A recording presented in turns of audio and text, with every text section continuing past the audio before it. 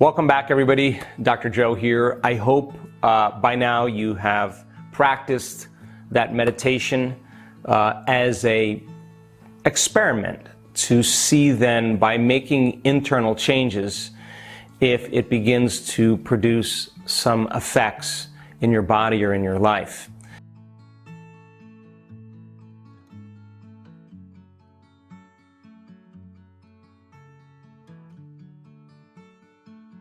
Now, I want you to know that I've been at this a very long time. And I want you to understand that when I get stuck in my life, when I have to make changes, significant changes for myself to adapt to a new life that I'm stepping into, that I go back to these very basics that I'm teaching you. I take out a piece of paper and I start thinking about the thoughts that I've been thinking, the behaviors or actions that I want to change.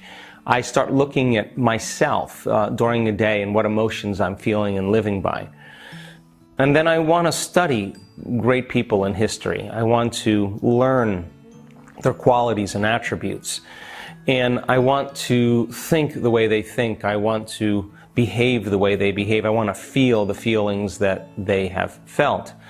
And the more knowledge you have, the more you learn about something, the more likely you will be to construct a better model. Now, what do I mean by that? I do this all the time because I'm interested in evolving myself. That's what plasticity is about.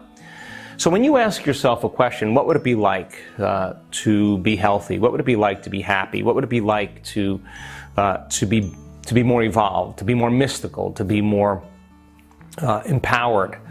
When you ask that question, you turn on that creative center in your brain called the frontal lobe. Now, that frontal lobe is 40% of your entire brain.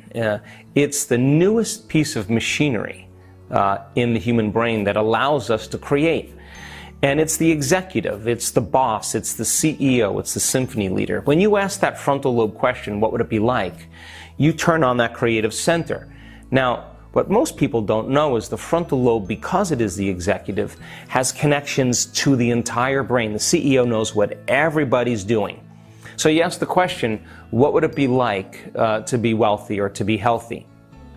Or happy? Now the frontal lobe's got to answer the question. So it only has a certain number of, or a certain amount of resources stored in the brain. And the resources are the things you've learned intellectually, or the experiences that you've had in your life. So when you ask the question, what would it be like to be wealthy? What would it be like to be healthy? The frontal lobe's got to answer the question, so it starts looking out over the landscape of the entire brain for associated neurological networks of things you've learned or experienced in your life, and it begins to call them up. It begins to activate them. And when it gets enough circuits activated, those circuits begin to fire in tandem. And when they start firing in tandem, all of a sudden you get a picture in your mind, and that's called intention.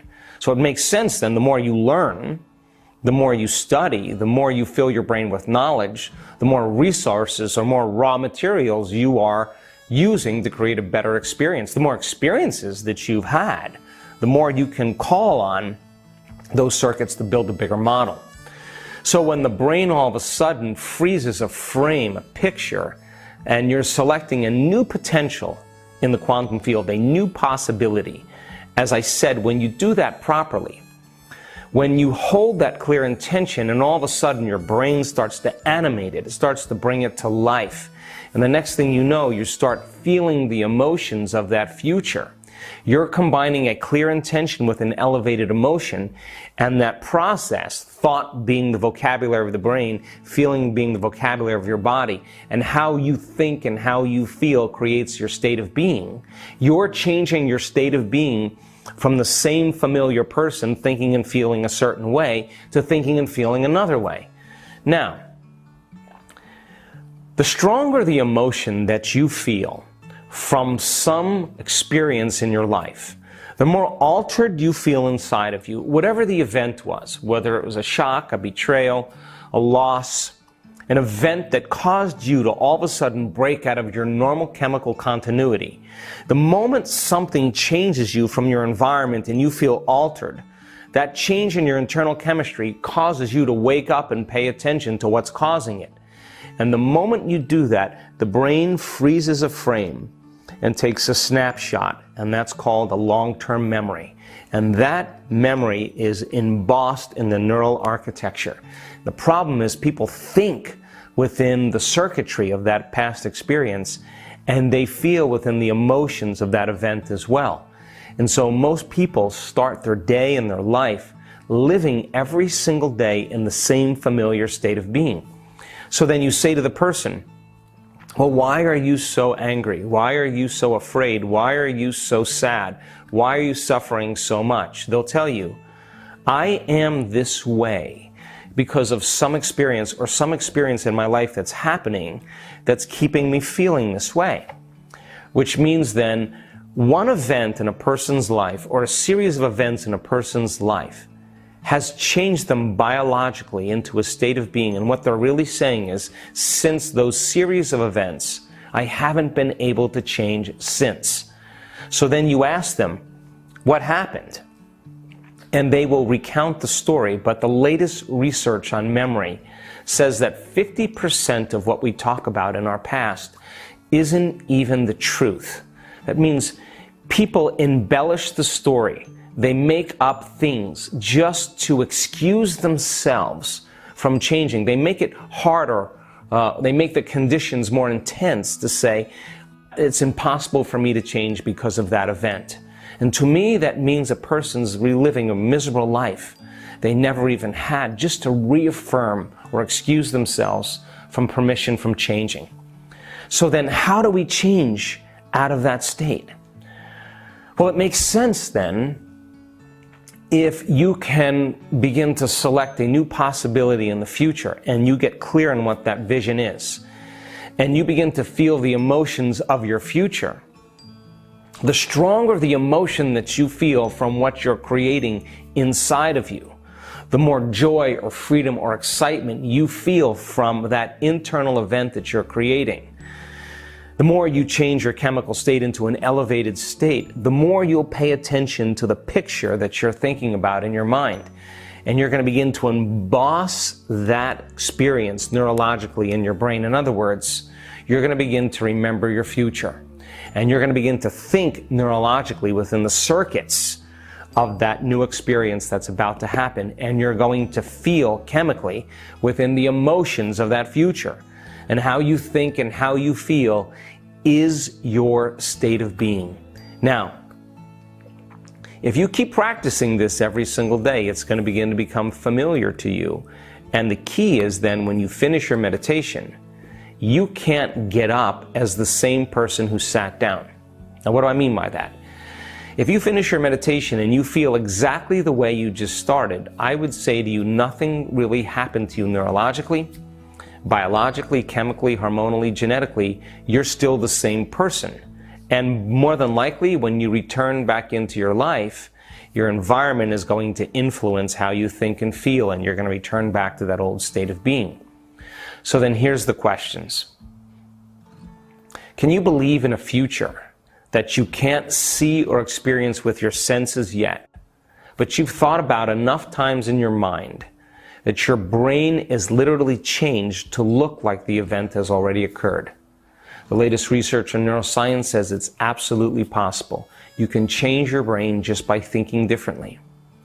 And can you select a new potential in the quantum field? And there are infinite potentials in the quantum field. And can you begin to emotionally embrace that future reality before it's made manifest, to such a degree that your body as the unconscious mind, being so objective, doesn't know the difference between the real life experience that's producing the emotion and the emotion that you're creating by thought alone, to such a degree that your body begins to change to look like that experience has already occurred epigenetically. The latest research in epigenetics says you can change your body just by thinking differently. Now, if you practice this every single day by combining that clear intention with the elevated emotion, conditioning your body into the future emotionally, and branding that circuitry into your brain. If you keep doing this on a daily basis, every single day, there's going to be evidence in your brain and body to look like that experience has already occurred. There's physical evidence in your brain and body to look like it has already occurred, and more than likely you will be in a new state of being, and you will feel like when you finish your meditation every day. Think about this. If you got up connected to the feelings of your future, when you finished your meditation every day, and you were able to maintain that modified state of mind and body throughout the entire day, you would no longer be looking for your future. Why? If you feel like your future has already happened because you're feeling the emotions of it, you wouldn't be separate from it. You wouldn't be in polarity or duality or lack, waiting for it to happen to make you feel better. You would be feeling the emotions of your future. Why would you look for it? Now, we would say then that this is the moment where you're no longer in lack or in separation. This is the moment, if you're able to maintain that state your entire day, that the synchronicities, the opportunities, the coincidences, the serendipities that begin to appear in your life means then that you are moving out of one frame of the same reality into another frame of a new reality.